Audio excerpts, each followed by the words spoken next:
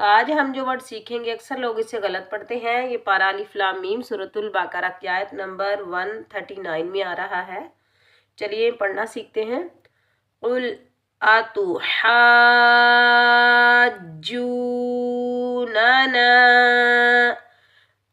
क़ाफ लाम पेश कुल, हमज़ा ज़बरा कुल आ तापिश्तु, कुल आतु, हा अलिफ जीम मद ज़बर। कैसे पढ़ेंगे? हा फिर अलिफ फिर जीम फिर मद फिर ज़बर पढ़ेंगे। हा अलिफ जीम मद ज़बर हा, जीम वाव पेश जू,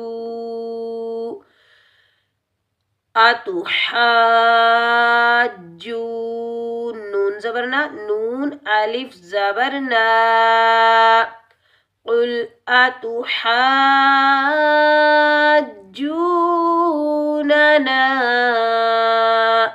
बड़ी मद को 5 अलिफ की मिकदार में खींच कर अदा करेंगे। मद्दे मुत्तसिल वाजिब को वाव मद्दा को 1 अलिफ की मिकदार में खींच कर अदा करेंगे और अलिफ मद्दा को भी हम 1 अलिफ की मिकदार में खींच कर अदा करेंगे।